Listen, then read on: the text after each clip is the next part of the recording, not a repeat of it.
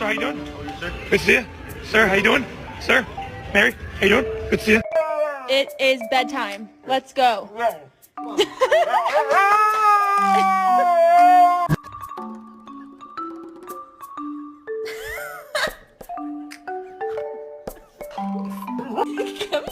little.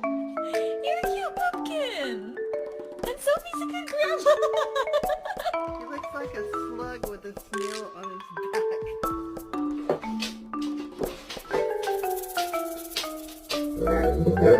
So you know you're my baby and I love you, but you cannot go turkey hunting with me.